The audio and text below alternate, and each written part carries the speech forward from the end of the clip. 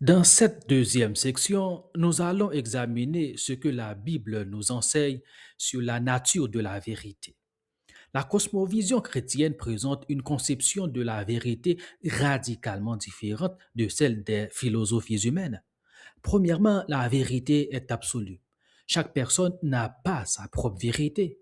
La vérité n'est pas changeante d'un jour à l'autre, indépendamment de notre compréhension. Si la vérité était changeante, la notion de certitude serait une absurdité. Il faut en réalité beaucoup de foi pour être sûr qu'on ne peut être sûr de rien. C'est une contradiction en soi. La science est dynamique et quelque chose peut être vrai aujourd'hui en fonction des connaissances disponibles, mais ne pas l'être demain. Mais nous devons avoir suffisamment d'humilité pour reconnaître que la science n'est pas le scientisme. Les humains n'arrivent pas à connaître et à maîtriser toutes les lois qui régissent l'univers. Deuxièmement, la vérité est objective. La vérité n'est pas le produit de l'imagination humaine. Ce n'est pas conforme à nos pensées et à nos sentiments.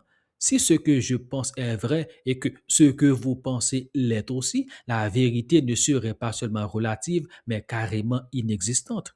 Imaginez être sur le point d'être attaqué par un serpent venimeux. Dans votre esprit, vous vous dites que rien ne vous arrivera. Mais si vous êtes mordu, les conséquences sont objectives, indépendamment de vos opinions. Nos pensées et sentiments ne produisent pas la vérité, elle est extérieure à nous. Troisièmement, la vérité est dépendante de Dieu. La vérité est révélée par Dieu à l'être humain à travers la Bible et la création de sources non contradictoires. Tout ce qu'on peut connaître comme vérité est indiqué par Dieu selon sa volonté. La vérité est fondée sur lui. Francis Schaeffer affirme, nous pouvons connaître la vérité vraiment, mais pas exhaustivement. Fin de citation. Dans ce contexte, le nihilisme et le postmodernisme trébuchent en pensant qu'on ne peut être sûr de rien. Mais d'où vient alors cette certitude? La vérité n'est pas indépendante de Dieu.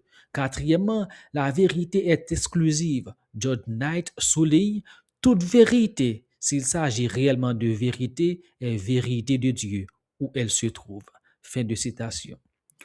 Toute vérité vient de l'Esprit de Dieu. Tout ce qui n'est pas conforme à l'Esprit de Dieu est faux.